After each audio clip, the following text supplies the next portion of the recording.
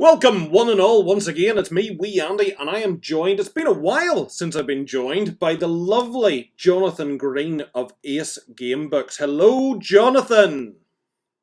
Hello, how are you? I'm terrible, but thanks for asking. Though, I suppose, Jonathan, compared to you, I should be great and relaxed because you're in the middle of a Kickstarter. That's right, yes. You should be my latest role-playing game. Yeah, you should be a little bundle of nerves and sitting up late at night answering questions and not really getting much sleep at all. Well, doing this is good because I'm not checking my phone every 5 seconds to see if somebody else has pledged. Well, no, because this isn't your first rodeo either. You have done Kickstarters before. I have. Yeah. Yes, it's actually my 15th. There we go. So this is like a walk through a familiar forest. Yes, but it doesn't get any easier. No. Well, in saying that, just for some stats for our lovely people at home, you're looking for a goal this time round of $5,500 thereabouts, yeah. And you're at 65% already. Yes, and it's been going for less than a week, so I'm pleased. Yeah, that's because role-playing games do tend to be slow burners on Kickstarter. Yeah.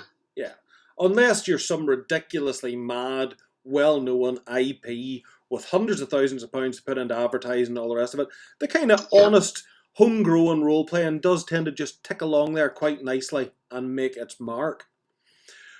But talking about old forests, I mean, you are the guy who brought us the Beowulf adventure book through Ace Gamebooks. And yes, we seem to be back. Beowulf Beastslayer. Beowulf Beastslayer. And that seems to have been the inspiration behind Heorot. I'm gonna stab at pronouncing it right. That's right, yes. Yes, it actually, I had the idea originally when I wrote the game book, because one of the tricky things, as anybody who's run a Kickstarter will know, is you have to give some incentives to your backers as to why they should back the Kickstarter rather than just wait until the product is on sale. So one of those I was contemplating for the game book was actually a set of simple RPG rules linked to the setting.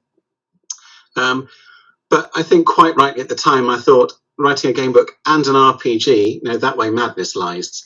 So instead we went with a couple of miniatures of Beowulf and Grendel, the monster, and they went down very well. But it was always there in the back of my mind as something I wanted to revisit. And then having written the 5th Ace game book, which was 'Twas the Krampus Night Before Christmas, I decided to turn that into an RPG. And then having done that, I thought, right, I'll go back to Beowulf now. And I've done it once. I know what's involved. I know how it can work. In terms of the production side as much as anything, because I published it through Drive-Thru RPG. And I've got a team on board. I've got a trusted editor, a layout guy, and I've got some fantastic artists working with me on this one as well. So yeah, I'm going for it. So I hope to have it out within a year. Fantastic. I mean, just when you mention the artists, again, because I don't want to get anyone's names wrong here, but I mean, credentials-wise, you've got people who've been involved in Dungeons & Dragons, Warhammer Fantasy Roleplay, Lord of the Rings, EA Games, RuneQuest. I mean, you can fire in their names if you feel inclined, but that's quite an eclectic mix of styles and talents. What sort of brought you to those particular people for this project? Well, part of it is I am very particular about the look of a project. So when I come up with an idea for a game book or an RPG, I've often got an artist in mind, or I'll spend quite a long time considering possible artists, and then sometimes even longer getting the artist to agree to a project. So, for example, my 6th Ace game book, it took me a while before I could get the person I wanted, but I'm really pleased that he said yes this time. So that's going ahead. Hopefully, I'll be writing it in the middle of this year. But for this one, it's the first time I've gone with more than one artist beyond having maybe a different cover and internal artist. So the guy who's painted the cover, he goes by the name of La. So he's La Draws, or Draws La on LA, on ArtStation and on Twitter. And he's based in Lagos in Nigeria. And the only reason I discovered his work was because Gav Thorpe, the Black Library author and friend of mine, retweeted one of his, I think it was a Portfolio Day tweet. So I saw his work and thought, this looks really cool, looked into it a bit more, and I really liked his environments and things. And I actually had him earmarked, and I contacted him about working on a different project, which I haven't got to yet. And then when I decided to go with Beowulf, or go with the Heorot RPG, I thought, well, I'll just give him a call, or well, contact him via Twitter, see if he's up for doing something that's Norse and different from the work I'd seen of his online. And he said he was up for it, and he gave it a go. And you can see his finished product behind me on the screen there. And then for the internal art, I'm pleased to say that I've got Russ Nicholson on board. He illustrated Beowulf Beastslayer, so I wanted to keep the same style because it worked really well for that adventure. Also, people will probably know him from the Warlock Fartuck Mountain and other fighting fantasy game books. He illustrated loads of creatures in the original Fiend folio. He illustrated the Fabled Lands series. He's done work for Warhammer Fantasy Roleplay. He's still busy, very busy in fact today. One of his most recent gigs was drawing the Demogorgon for the Stranger Things edition of Dungeons and Dragons. So I was really delighted that he said he'd come back and do some more. And one of the things I love about his work is the way he draws water, smoke, caves, but also he's a fantastic portrait artist. So one of the rewards for the Kickstarter is people can have themselves drawn into the book. So there'll be either a PC or an NPC, maybe in a scene set within a mead hall or on the battlefield, who knows? It depends partly what they want to go with and also to make them fit into the world in some suitable context. But then I was really delighted that John Howe, who was one of the conceptual designers on the Lord of the Rings films and the Hobbit films of Alan Lee, he's well known for painting all sorts of Tolkien illustrations for calendars and books. He's actually come on board because I approached him about painted artwork and the possibility of reusing some of his images because he's already done illustrations based on Beowulf before. But it turned out that the rights for those were owned by the games company that commissioned him. But then he said to me, but I've got some unused or unpublished, should we say, sketches from another project. Would you be interested in having those?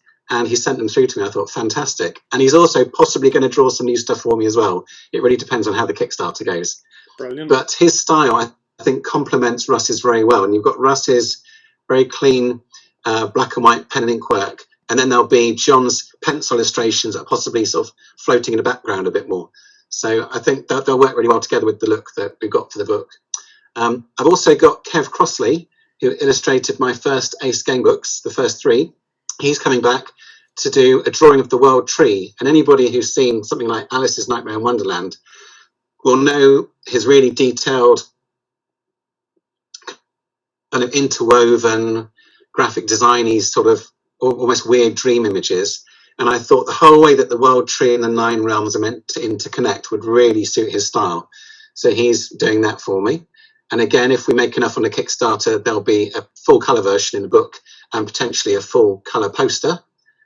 And I've also got Katie Wakelin, who's doing some fantastic woodcut style illustrations, which will form chapter headers and other illustrations for myths and legends, that sort of content within the book. You can see one of her pictures is actually at the top of the sample page spread that you can look at through the Kickstarter page. So it's got one of Russ's illustrations to one side, and it's got Katie's chapter header at the top. Lovely. Yeah, I'm just actually, we'll make sure for the folks at home that we throw a couple of examples of that up. Of course, the bottom of the screen, everybody, you can see the URL for the Kickstarter. So, I mean, why wait? You can always open another tab and be looking at that as you're watching this as well. Yeah, I was just looking there actually because it's a really nice pledge level with the portrait by Russ Nicholson, and yeah, only 1 of 10 left. So that's right. Yeah, if you want to get that little bit of notoriety there, folks, get in quick while you still can.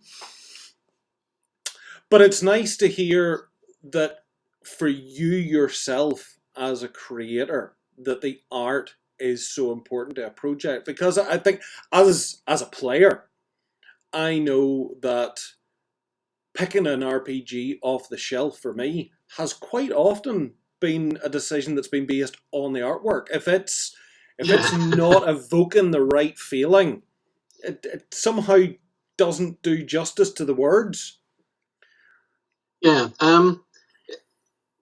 I've always been very hot on the art. I actually studied art at university, and some people may have seen some of my illustrations for maps that I did for Hogshead Publishing and Fighting Fancy back in the day.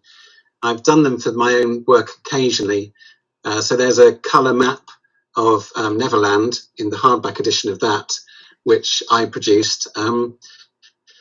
But I'm also good enough to know that I'm not good enough for many of the things I want. So I suppose I possibly work quite well as an art director in that I can tell people what I'm looking for. You know, I'm used to doing mood boards and things like that. But equally, letting the artist do their thing and play to their strengths.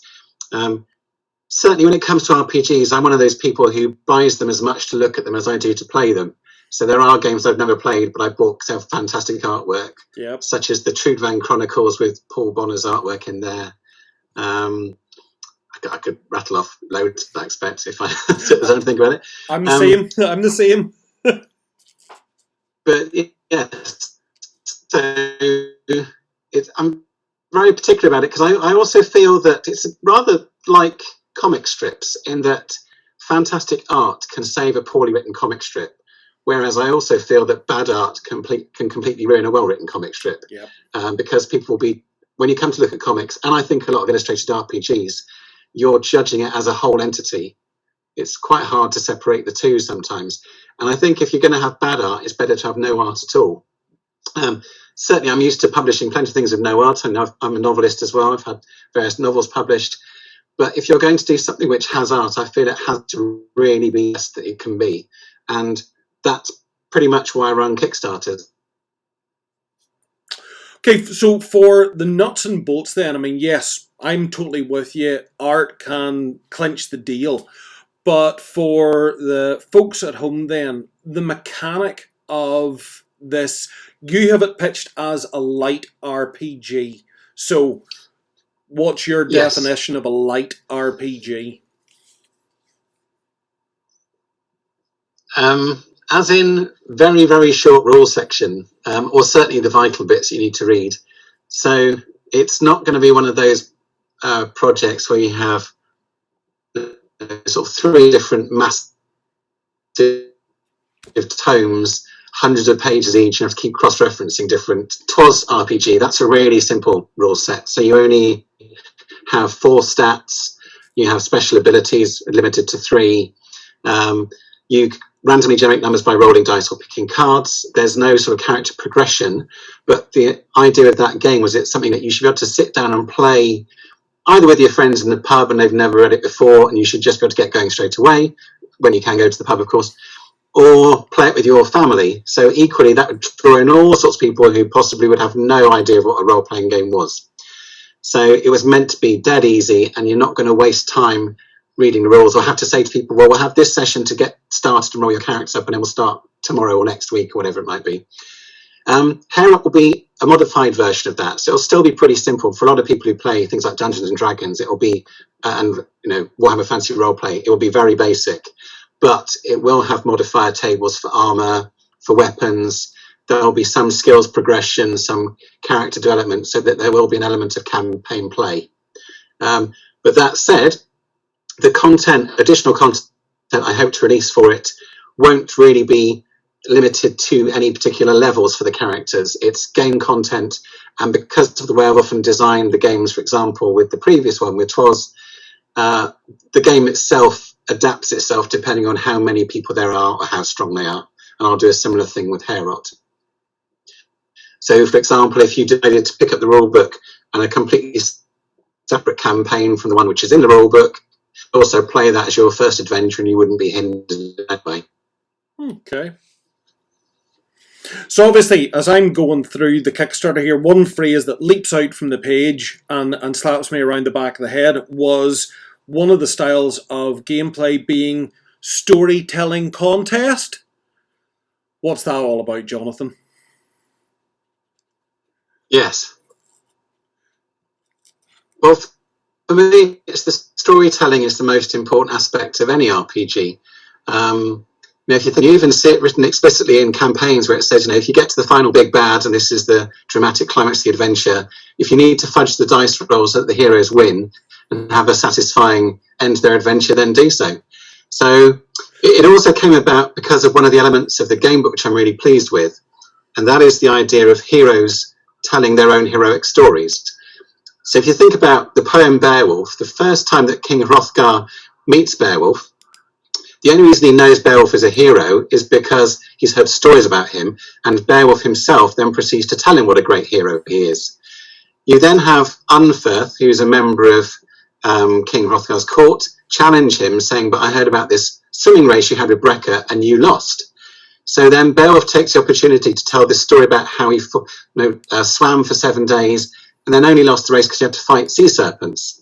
So it's that idea that the players are the heroes. So if you play it in the storytelling contest mode, each player is a hero, and you draw random cards from the deck, and that gives randomly generates characters, creatures, settings, artifacts, things like that. And they then have to tell a story based on these cards. And it's very simple in that the rest of the group votes at the end on who told the best story. So they win. But you can then extend that into playing it into the game. So the person who's won, you can then play through their adventures. So the games master, or the Skald as he's called, will take those cards and can use them and the tables in the book to generate a very simple adventure, which you play through. The person who won the storytelling contest is the hero, and the rest of the players become his war host, his war band, and different characters within it. So you could even have, if you've got a small group of players, you could have the others in the war band taking on 2 roles rather than just one, because they're kind of secondary characters at that point. And if you've got long enough or enough game sessions, you could play each of the heroes' stories out in turn. Nice. I like that. Nice. It's nice as well when a game comes along that does offer more mileage than just the one solution. And I suppose as well it maybe accommodates people of different, don't mean different ability levels, but I think whenever people approach role playing, even if everybody around the table likes the idea of a role playing game, not everyone likes to role play the same way either, and has a different sort of flavour to it. So that's nice to see as well. So Jonathan, I noticed there, just sort of casually scanning down through the pledge levels, there's several miniatures mentioned. What's the miniatures about for this? So obviously for some people, role-playing games, you've got to have your little tin figures to move around the table, or a mat, whatever it might be. So there is the opportunity to get hold of a miniature of Grendel's mother, which is being made especially for this Kickstarter. Anybody who backed the Beowulf Beast Slayer may well already be aware that there were 2 miniatures produced for that. So we already have Beowulf and Grendel, but now we're going to add Grendel's mother to the mix, and you'll be able to pledge either to receive the miniature as an add-on, or if you go for the Troll Slayer pledge, it's already included, and the Dragon Slayer pledge.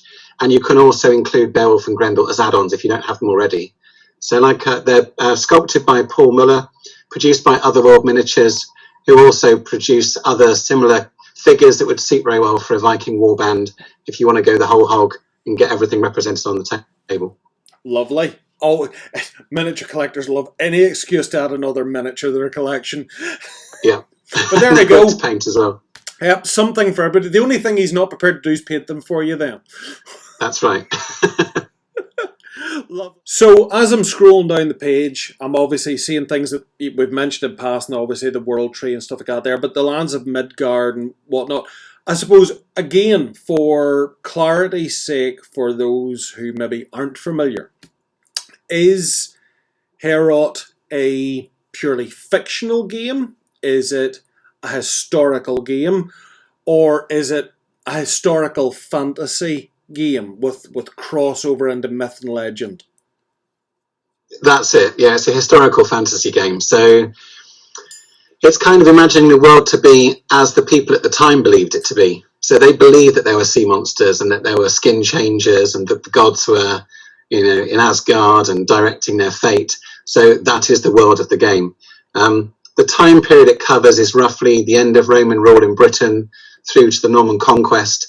And although obviously there's a large focus on Scandinavia and the Norse people, For example, because although Beowulf is an Anglo-Saxon poem and written in Old English, it concerns people who live in modern-day Denmark and Sweden. Yeah.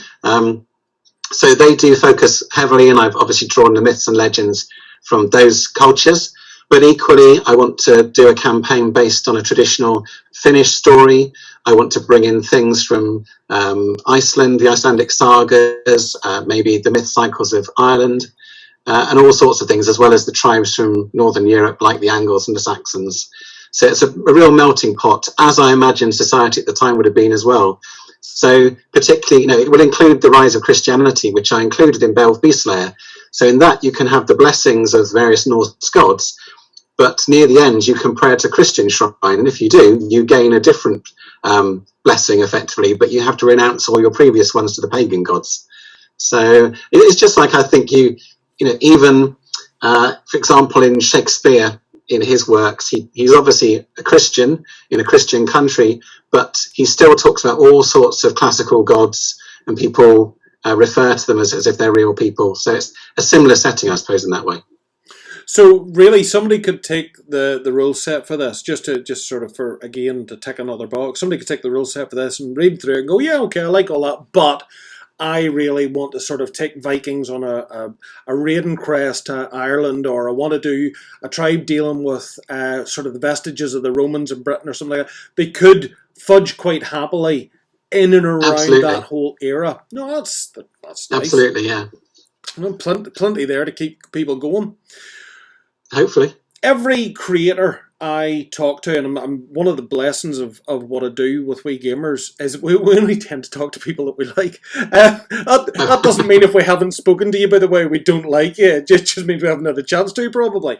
But I mean, one of the things that keeps coming across in creative projects is you brainy creative people, writers and artists especially, you have these all-encompassing ideas and dreams, and then when you try to squeeze them out of your head onto a page, invariably something doesn't fit. How do you feel your idea, as it sort of exploded in your head for this, has translated to the finished book now? I mean, is it everything you wanted it to be, or have there been things where you thought, well, yes, that was a good idea, but it just doesn't work in reality?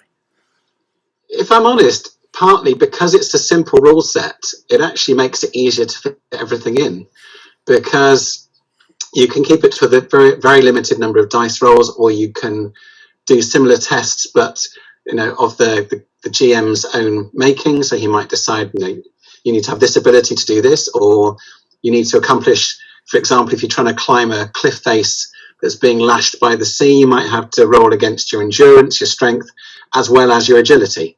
So you can kind of use the very simple rules and adapt them, make them very flexible to do whatever you want them to do. The only thing that I've kept separate from the basic rule book, really, in terms of major rules, is the magic. And that's just because, to fit everything in, to do it justice, I feel that needs to be more than just a chapter in this adventure. Because I want to do something slightly different with magic. So rather than having a traditional RPG where people are going around casting spells, people still today, some people use Norse runes to try and predict the future. And that's how magic works in Heorot. So if you want to use magic, you have to find someone like a soothsayer or a seeress, and then you have to persuade them to cast your runes and read the runes. And the way it works is that there's the three Norns from the classic Norse fates. One is involved in affecting how things are now, the present, effectively. One is hopefully giving you some sort of boon for the future. And the third one is whatever you do, there will always be a price to pay. So you can never just get one spell which helps you, do something amazing. You're always trying to influence the future. So you don't know at the time whether it actually work. So the only thing you really know is when you get your stats boost in the here and now. Then you've got something which you hope will pay off later, but also knowing that there'll be a debt to pay for this. So it makes magic a lot more out of reach, I suppose, but also people have to be really wary in how they use it. And the whole idea of even getting somebody to cast a spell for you could be a whole adventure in itself. So I'm making the reading of the runes as a separate supplement, which I hope, if the Kickstarter raises enough money, will be published as well. There'll be nobody running around fireballing a gazebo anyway. Not at all. Just have to burn it There'll be down magic like a items proper... which have powers imbued within them, and maybe some sort of troll magic. But for normal mortals, it's hard work. Well, here, yeah, there's the thing that I was going to ask. Because obviously, Nordic, the whole Nordic myths and legends, and you've just mentioned the trolls for one thing. Ice giants is there an ice giant? Yes. Oh, I happy mean, days. if we get far enough into the north, into the Arctic Circle, why not?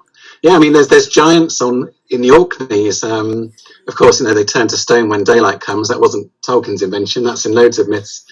There's lake monsters around a place. There's werewolves and other skin changers. There's evil spirits of one type or another. There's the undead. You've got your Draugr, which are a sort of traditional Celtic version of wizened corpses that come back from the dead. There's all sorts of different versions of Draugr in different sagas as well. Some seem to have all sorts of magical powers, and others are more like your traditional, shoot 'em up zombies, which are just there to cause you grief. Everybody loves a zombie adventure. Is there going to be a pre-Marvel Cinematic Universe Thor knocking around the place? No, you won't be able to. Nobody will be able to play as gods. You can try and persuade the gods, and you can make blessings and have sort of items and totems, but you won't actually ever get to meet Thor. No, sorry, ladies. It's probably and gentlemen. Yes, he was probably far too busy dealing with the Incredible Hulk or something like that. There, exactly. Looking at the pledges here, sorry to come back down to the real world and the real matters in hand. Somebody has to focus. There's 1, 2, 3, 4. You can tell I'm reading this off a screen. 1, 2, 3, 4, 5, 6 pledges. Obviously, there's that really exciting pledge £2 or more. Give us a little handshake of £2. Yeah. The meat and potatoes starts to really land in. I think they're at the £25 or more pledge. Serpent Slayer. But Troll Slayer seems to be the one where if it was me, and this is just subtly nudging the people out in the world, Beast Slayer, you'll get everything Beast Slayer, but also one of Grendel's mother miniatures and a pack of Heorot playing cards, because your mechanic uses dice and ordinary household playing cards. Yes. So you can absolutely play the game using ordinary playing cards. But what I'm going to produce is a separate deck which contains some... So rather than when you draw a card, you have to consult the tables, the information is on the card there for you. So there'll be an illustration and there'll be different elements you can draw from that to use in your storytelling contests and also in the random adventure generator. Nice. Very nice. I suppose it would be tradition, and it's a while from I've been able to sort of ask this question. And because it's been a while, I feel obliged to throw it in here. But traditionally, we would have ended our interviews with our friends and our colleagues with a little sort of quirky question about their game world or whatever. And I think, given that it's yourself, I'm not going to do the one where I ask you, if I threw you into your game world and how long would you survive? That's cruel, because you've already admitted you would fudge the rules. You would live forever and be the blinking hero. I'd be the skald. I'd be the poet in the mead hall, telling the stories, enjoying the free mead, not having to fight anybody. Well, yeah, exactly. You would take the easy route out. So I'm going to give you the difficult route out, which is, of course, Granny. You're on the bus.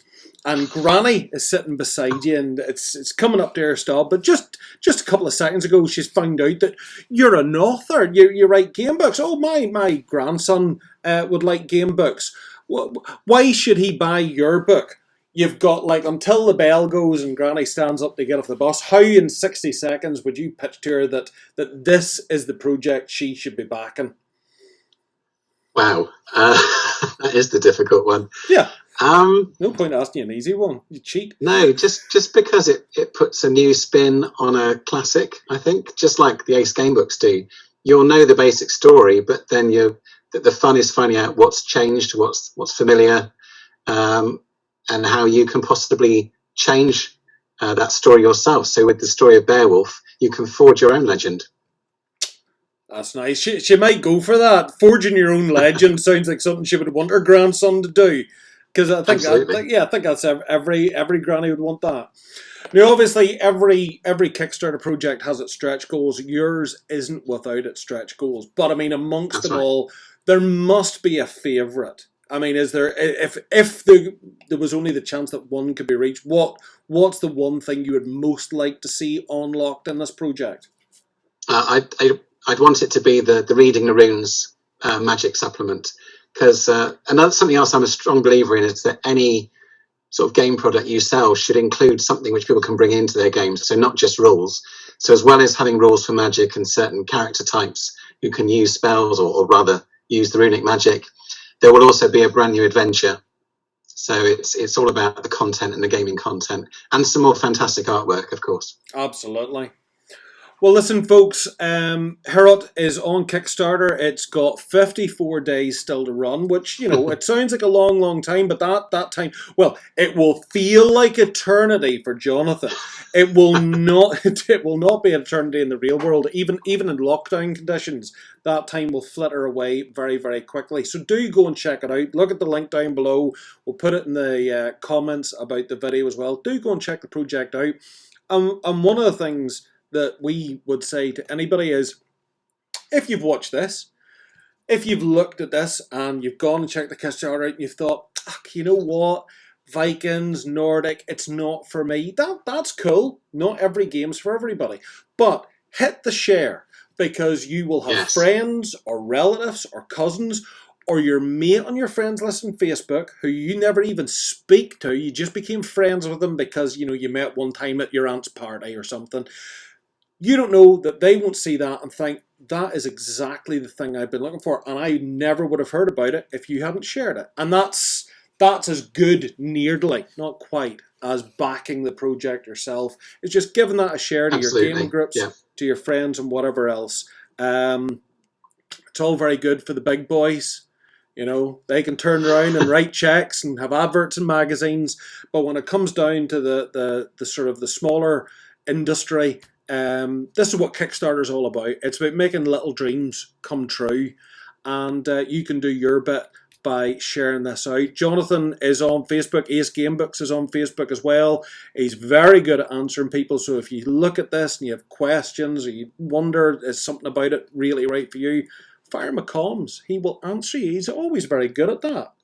Jonathan, it has been an absolute pleasure getting to speak to you again. It has been lovely to get a little slither of an insight into your project as well. I mean, you're very good in your Kickstarters. You read through your page, and honestly, the answers are all there. It's a luxury to get to talk to you, because you kind of read your Kickstarter page and go, yep, it tells me everything I need to know, really. Good. The idea. But no, it has been lovely. Well, thank you very much for having me on. Yeah, well, we wish you every success with it, and we will be keeping an eye on it. And like all your projects, it will probably get there, because they tend to do that. But this one particularly, I think it deserves its place on the bookcase. Thank you.